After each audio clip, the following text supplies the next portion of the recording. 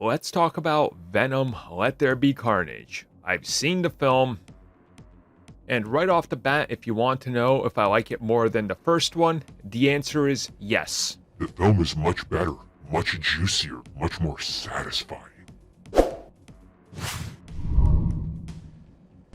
You know that term, trimming the fat? That's sort of what Venom Let There Be Carnage is to the first film.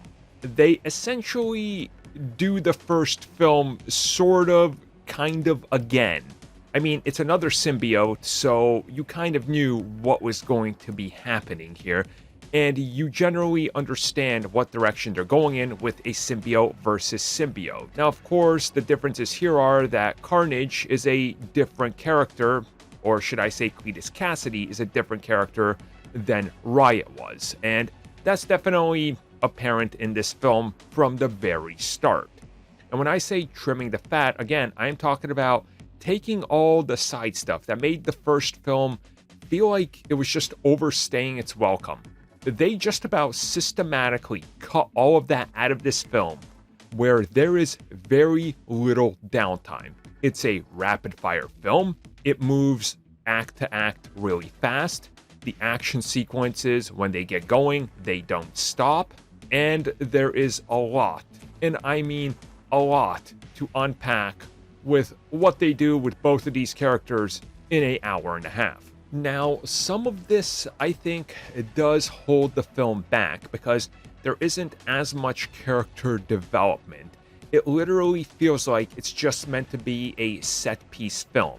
Like, this thing exists just to do the action, and the story is bare basic and bare bone, and we're just going to add a little bit more of the world building around here, but we're not going to fully commit to it or really try to go full on into it as hard as we maybe could if we had another 30 minutes to 45. And again, this whole time issue depends on how much you enjoyed the first film. As somebody that thought that the first film lasted too long, I actually really loved the pace and the just rapid fire nature of this sequel. I thought Carnage was handled really well. Honestly, it's probably done as well as you can do Carnage in live action, and that's a compliment because I think this movie showed that you don't really need to make it R-rated. And I know that's been something that people have been upset about, some of these films that need to be, and I put that in quotation mark. R-rated here doesn't mean anything because they still delivered the goods. The visual effects are on par with the first film. They're up and down. Some sequences look really good, like they really took their time. And then there's other sequences where something seems just slightly off. Maybe it's the shadowing, maybe it's the blur they're using, maybe it's the reflections. I can't really process what my brain was trying to tell me, but it just didn't look right in a couple sequences.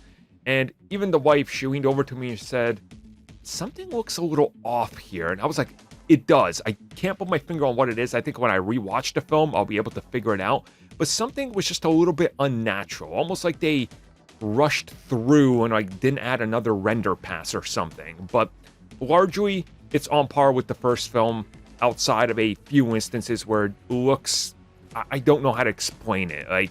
You'll know what I'm talking about when you see it. Look, I'm gonna have to really go in details in regards to everything in my spoiler review, which I will do one for this film, because I got some thoughts and direction and what they're doing and what's happening. But overall, I really enjoyed this movie. I enjoy it way more than the first one. Am I saying it's an absolute masterclass of comic book films? No. But it has something that the first one didn't.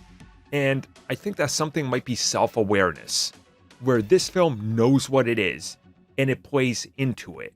And everybody seems to be aware of what the first film was, and they now understand what the second one is, and they're playing with it because they know the type of film they're in, which ultimately leads you to a more enjoyable film.